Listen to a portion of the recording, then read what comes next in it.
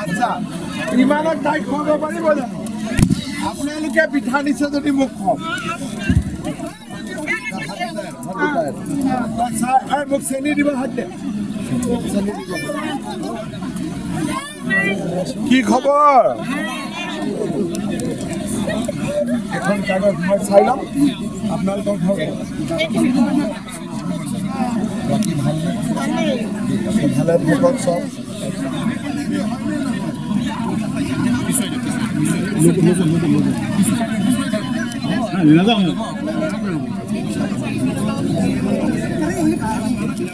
অসমৰ বিহু যেতিয়া আমি গ্ৰীনিজ ৱৰ্ল্ড ৰেকৰ্ডৰ বাবে চেষ্টা কৰিছিলোঁ প্ৰায় 12,000তকৈ অধিক বিহুৱা বিহুৱতীয়ে এই অনুষ্ঠানত যোগদান কৰিছিল কলিয়াবৰৰ হাটবৰ নিবাসী হেমপ্ৰভা বিশ্বাস আৰু প্ৰবীণ শইকীয়া দুয়োগৰাকীয়ে এই অনুষ্ঠানত যোগদান কৰিছিল এই অনুষ্ঠানত যোগদান কৰাৰ সময়ত আমিতো বিশ্ব ৰেকৰ্ড কৰিলোঁ কিন্তু গোটেই কেইদিনে বিহুৱা বিহুৱতীসকলে যি কষ্ট কৰিছিল তাৰ কাৰণে আমি প্ৰায় 35,000 টকাৰ এটা মাননি আমি সকলোলৈকে আগবঢ়াইছিলোঁ এই মাননিখিনিৰ সুবিধা লৈ হেমপ্ৰভা বিশ্বাসে কলিয়াবৰত এখন চাহৰ দোকান কৰে আৰু তাৰ উপাৰ্জনৰ পইচাৰে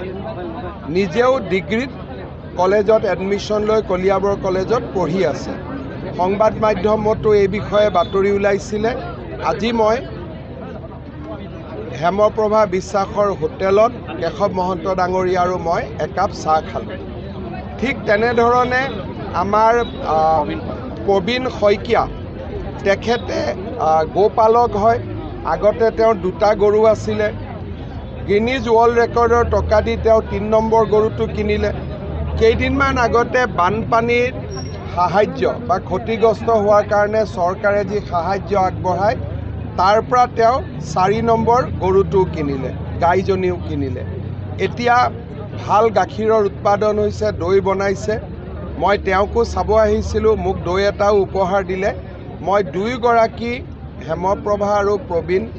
এই দুয়োগৰাকীৰ আদৰ্শ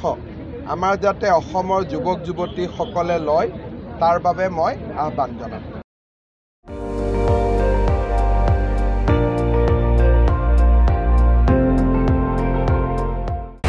আপুনি চাই আছে ND24 সৰ্বশ্ৰেষ্ঠ নহয় সৰ্বোত্তমৰ দৌৰ